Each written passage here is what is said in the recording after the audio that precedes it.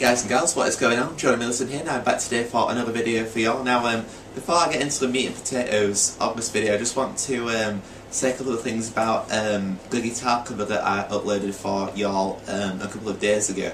Now in terms of the volume of my Ibanez at the time, I was trying to, make it in conjunction with my laptop because there were two guitar parts in the song. And I wanted everyone to be able to hear, the other part of the song, so it sounded as though it was kind of like more a legitimate and a more genuine cover, in that it felt more like that I was actually playing along with the band, and that is what I was doing with my laptop.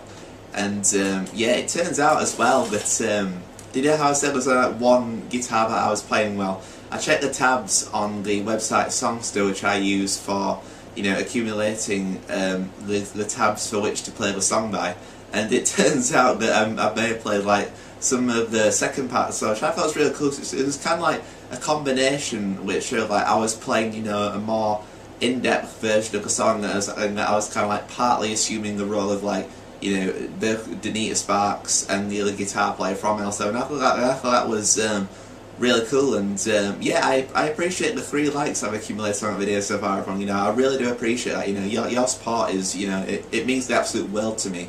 So everyone, we're back today for another album review for y'all. It's been a couple of days since I've done one of these. It was so far I covered Bricks Heavy by L7 and Relay by Metallica, but today we're going to be stepping away from both of those genres. We're going to be going to something a little bit darker, and if you've noticed, both the albums I've reviewed so far, both been from American artists, so today makes a change, and I'm even wearing the t-shirt for the review, and it's basically today, everyone, we will be reviewing Master of Reality by Black Sabbath. This record was released in 1971 on Vertigo Records. It was the follow-up to Black Sabbath's acclaimed predecessors, their self-titled debut album, which was released in 1970, and also Paranoid, which was released in the same year. Now, Master of Reality was also produced by the same producer from those records, which was Roger Bain, and you can immediately tell when you listen to the sound, it's sort of the darkness they created with their debut. They sort of went down an even darker path, and it does have its pluses and its merits and its flaws in terms of doing that decision. Now, the album contains 8 tracks, everyone. It starts off with the song Sweet Leaf, which is about, it's basically in the name of the song, in that it's about smoking weed, and it's just rock and roll, because back in the rock and roll excess, I don't advocate the use of drugs. No, I'm highly against that sort of stuff. So it basically starts off with Tony Iommi coughing, because apparently at the time Ozzy was, he'd just come back into the studio, because at the time Tony Iommi was recording acoustic guitar parts for the song, and Ozzy came in with this massive joint, and Tony Iommi smoked it. And it sort of took him by surprise and started coughing and spluttering everywhere. Basically, the producer Roger Bain decided to include that little segment of Tony Iommi coughing at the start of the song, and then it kicks into this really dark riff, and as I said, you can immediately tell this album decides to tread a darker path than before, and it shows,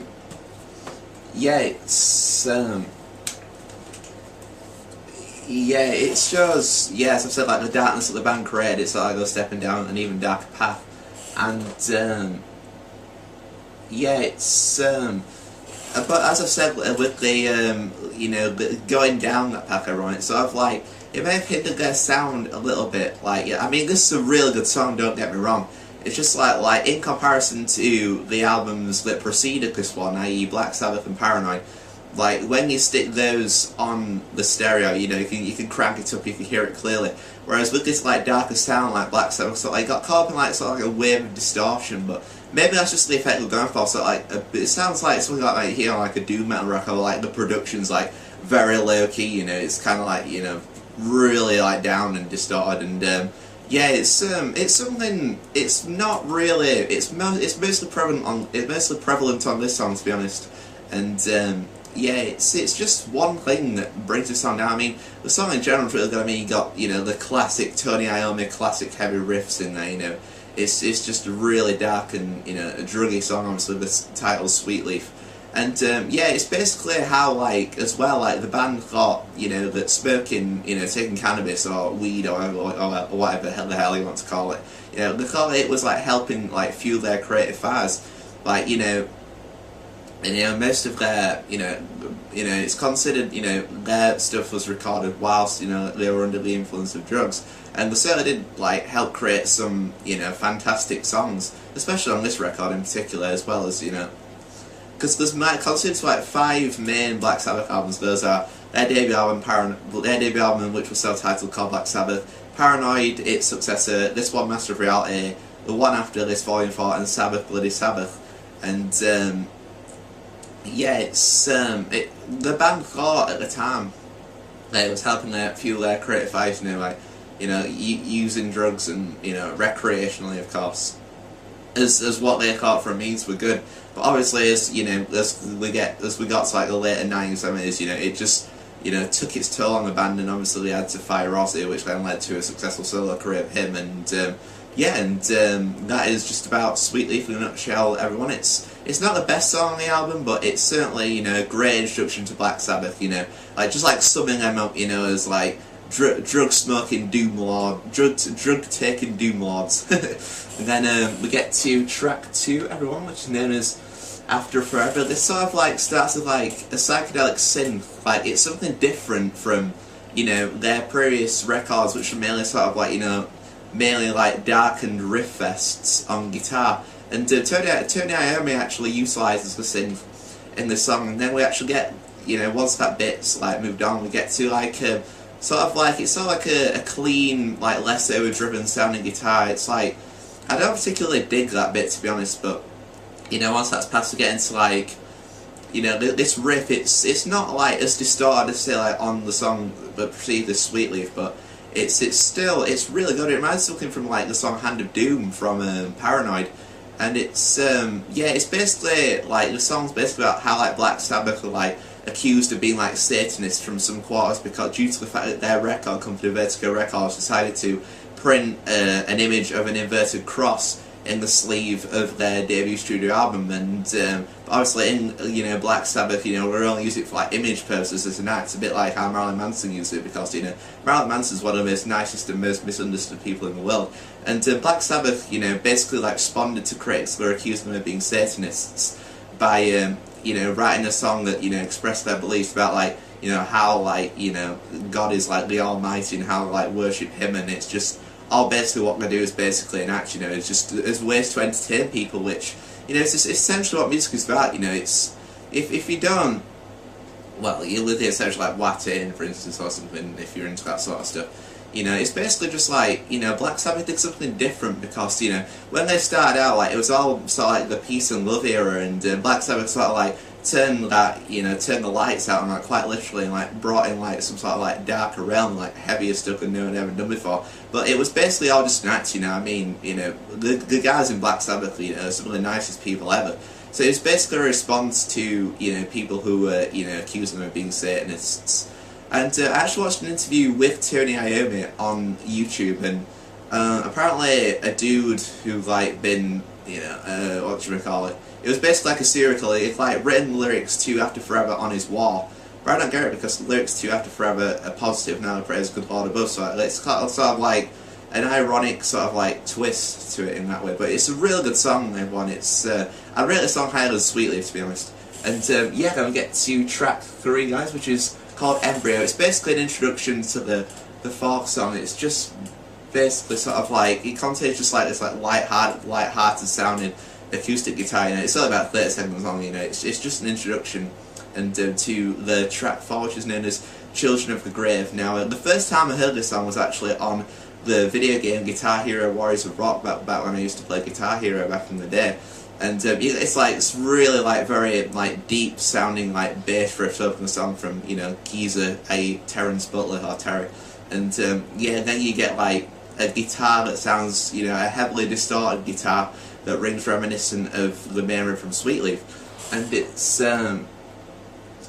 Yeah, and Ozzy's vocals in this song, Ozzy Osbourne, lead singer, it's sort of like sound as though the band were in the studio, but it sounds as though Ozzy was like stood like miles away from the microphone when he was like recording his vocal parts. I mean, like the vocals like very distant, if you know what I mean. Like, you know, if you listen to the song, you can sort of like tell, like, you know, it sounds as though, I don't know if this was the case or not, but it sounds as though like Ozzy was like stood miles away from the mic when he was recording his vocals. But I don't think it hinders the song that much. I mean, it's still a really good song, and it's definitely like the first, you know, it was the biggest song from this record. It's yeah, it's basically like about how like we need to sort of like, it's about like making the world like a better place, you know, and, you know, doing stuff that'll, you know, enable us to do that, as opposed to like, you know, just heading down a path of self-destruction. And yeah, there's also some like really, if I remember this rightly, there are some sort of like, yeah, there's sort of like tom-toms in this song from the Drum and Bass War, which rings reminiscent from The Beautiful People by Marilyn Manson, which is basically sort of like,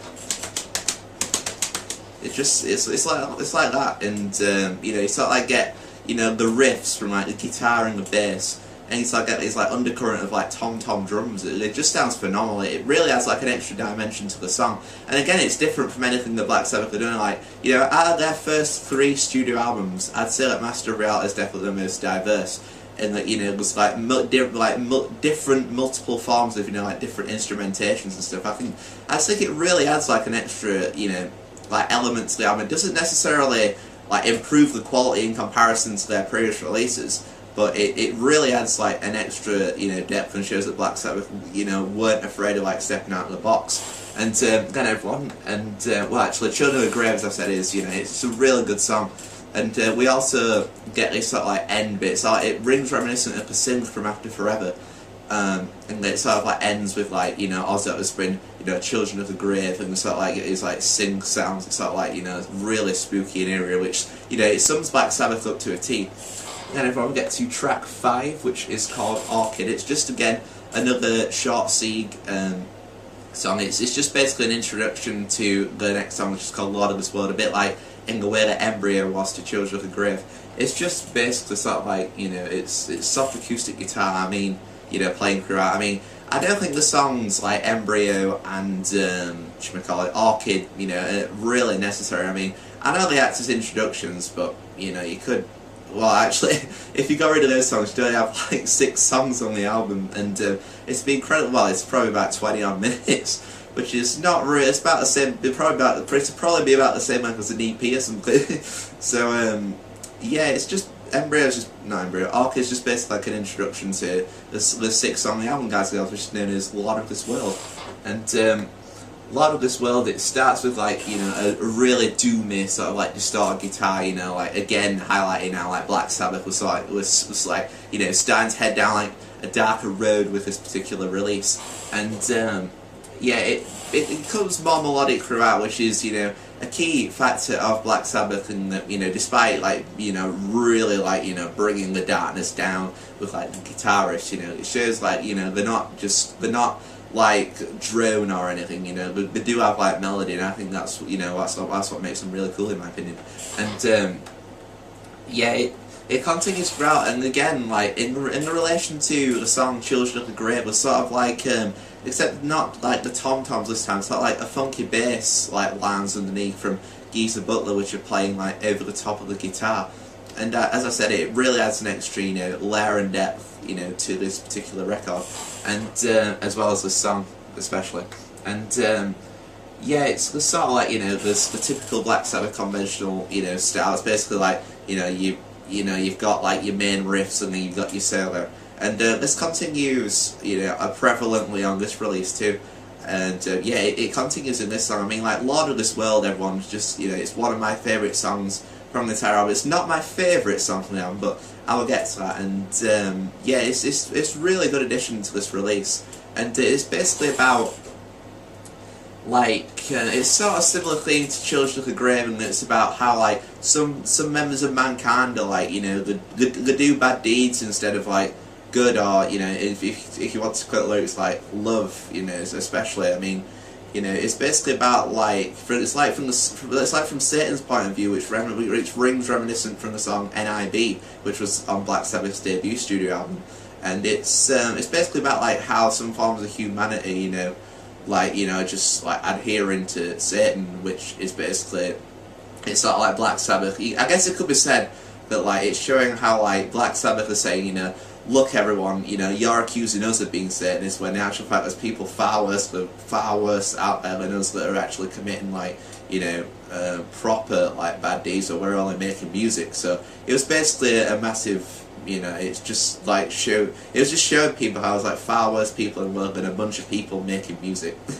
And then we get into track 7, everyone, which is called Solitude. Now, initially I wasn't really a fan of this song.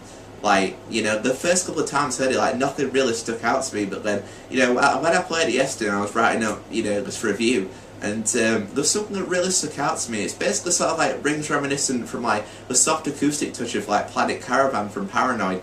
It's very slowed down. It's like, it's not really distorted like Planet Caravan, which, you know, you can hear Ozzy's vocals clearly. It's like Ozzy's vocals sound completely different on the songs to anything you might expect from the Prince of Darkness. So, and yeah, it does encompass sort of like, you know, like Planet Caravan vibe, as I've said, but, you know, the subject matter of the song is sort of like the opposite, in that, you know, where Planet Caravan explored like, you know, like floating through space with your loved one, like Solitude sort of like, it's sort of like, it's, I guess it could be said to a sequel, because it's sort of like, you know, if you put this like, you know, context into your head or something, like, you know, Planet Caravan was like, you know, gliding through space with your loved one, whereas Solitude's about like, you know, that trip's over, you know, and, you know, what you had's gone, and just basically it's sort of like being, you know, like feeling like being alone, and like, you know, you kind of like ruin what could have, you know, what you used to have in comparison to, you know, what you've got now. So it's basically about like, you know, feeling alone, and yeah, I mean, there's like a really sort of like somber vibe to the song as well, which sort of like, you know, reflects the you know, the subject matter of the song. It's definitely one of my favourite songs from its release, which is surprising, so I didn't initially like it. So yeah, it's amazing. Like when you listen to a song, like a certain point in time, like something just clicks, you know, and that's happened quite a lot to me in past with songs. So, you know, I never rule any forms of music out. You know, I mean, if I feel something's like really got potential, you know, I'll keep listening to it and see if something like, you know, like grabs me, you know, as like, you know, as it just, if something sticks out for the good. And then finally, we're going to get on to the final track of the album, which is called Into the Void. Now, this is my favourite song on the album. I actually, you know, started learning this song on guitar yesterday for possibly, I emphasise the word possibly, a future guitar cover for y'all. I mean, the tune of this is ridiculous. It's like Drop C or something, like, you know, that 6th string is just like, ooh, it's just so deep, and yeah, it's, you know, it's, you got like a sort of like a very rhythmic sort of like doomy, you know, guitar riff to start a song. I'd argue that it's like the darkest, you know, doomy, you know, the most doomy sounding guitar riff on the album. But it's, like I said, like, you know, with the exception of Sweetleaf, like, you know, none of the songs are really like, you know, caved in with like distortion. You know, you can hear, you know, the guitar part clearly on Into the Void, and yeah, it sort of like continues throughout with like a sort of, you know, a couple of rhythmic changes thrown in there too. I mean, the great thing about this album is, you know, despite like, you know, possessing lots of like dark, doomy riffs, which I think are really cool, you know, there are like changes which, you know, like, you know, switched up, and it's something you need to do in music to like prevent the song from becoming boring. So yeah, and yeah, it's, you know, there's songs on here like such as, like I said, Children of the Grave, Lord of this World, and Into the Void, you know, all sound similar. You know, they sort of like make the album like a cohesive unit, you know, sort of like make the album flow, because that's the most important thing with any, you know, release, is where it flows. You know, you don't like change from like one song to another and not got any sort of like, you know, underlying connection there. That's just my opinion anyway, you know. And yeah, it sort of like sums up, you know, the album as a whole into like, you know, it's basically like the other tracks like preceding this album sort of like led up to a particular moment in time when Into the Void comes in, and, you know, the themes of this song sort of like revolve around like the same ones explored on like, you know, like Children of the Grave, for instance, or Lord of this World, which is basically about, you know, like how, you know, the bad seeds of mankind sort of like, you know, it's based, I guess you could say this album as a whole is just like Black Sabbath's response to people who are accusing them of being Satanists, you know, when they're actually showing there's people like far worse than them out there, as I've said. And yeah, it's, you know, but this Into the Void sort of like expands on this like theme of like, you know, like I guess you could call it like, you know, societal breakdown or something. But it's about how it like, you know, she'll like leave this planet and like, you know, move to a new one. So I guess some of these themes, as I've said, like, you know, Black Sabbath was recorded whilst they were under the influence, you know, of drugs. So you know, some of these themes are a bit abstract. That could like be due to the fact, you know, their third eye's been opened, you know, due to, you know, the taking of these drugs. So I think it did, like, in their early days, like, really enhance their material, especially on their first 3 albums. You know, it did make it really, really good, and, you know, made Black Sabbath something very unique, which I believe is a very, you know, key, important aspect in music. You know, you've got to try, you know, to do something unique. I mean, as I said with, like, my musical project, like, you know, when I said I wanted to, you know, emulate, load and reload, I thought, you know what, nah, I don't want to do that, because I just, like, basically, you know, I'm not doing anything unique. And Black Sabbath sort of, like, you know, they did something unique on their first 2 records, and they also did something very unique on this too, which was a departure. It wasn't necessarily a bad one. But yeah, guys, I'd give this album a good solid 9 out of 10. I mean, the song Sweet Leaf is a really, really, really, really, really good song to open the release. But it's just bogged down in, like, distortion. It's just a bit hard to hear at times. But apart from that, now, guys, the album's solid. I mean, it's fantastic, you know. It showed, like, despite, you know, releasing an absolutely, you know, phenomenal album the year before in the form of Paranoid, that Black Sabbath could, like, head into the studio again a year after, because Black Sabbath's release in this time were very, you know, not much space between. I mean, you had 2 albums in 1970, you know, Black Sabbath Paranoid, you had this in 1971, you had Volume 4 in 1972, you had Sabbath Bloody Sabbath in 1973, you know, it's just, like, you know, it showed, like, just how, like, so like, how good this band were, like, crafting, you know, like, great sounding material. And yeah, the lineup for this album, everyone was, you know, the classic Black Sabbath lineup in the form of Ozzy Osbourne on lead vocals. You had Tony Iommi on guitar, who also did some, you know, the synth work and the different, you know, sounding things on this album, which made it more diverse in comparison to their 2 previous releases.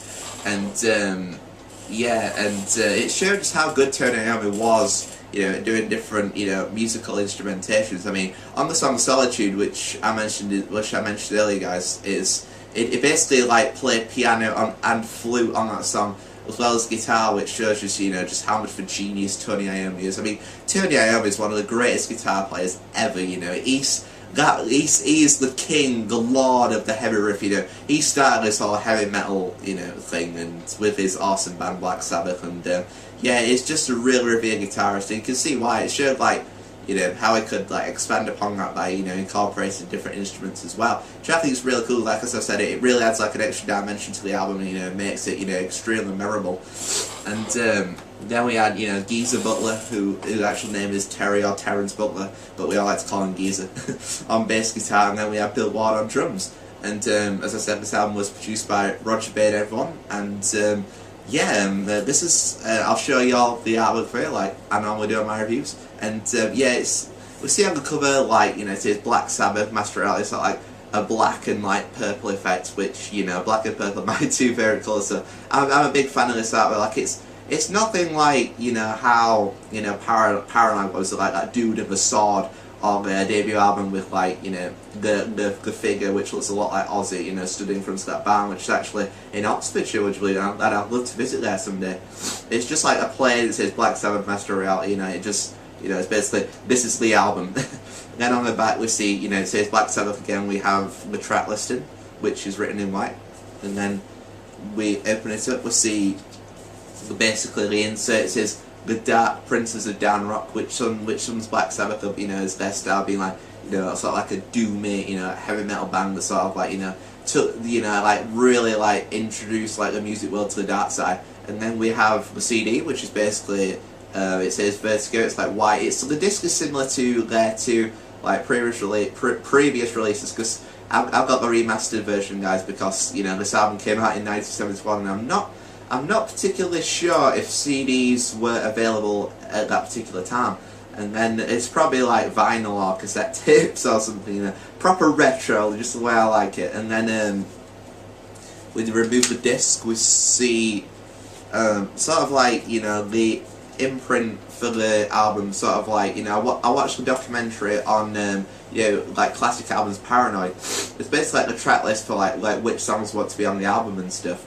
And then and actually looked in this for quite a while, so we see, you know, it was sort of like the different sort of style, like Black Sabbath Master of Reality, and that sort of like it's not purple anymore. It's sort of like got like a dark and like browny greeny edge, like White Rhino. It looks really cool.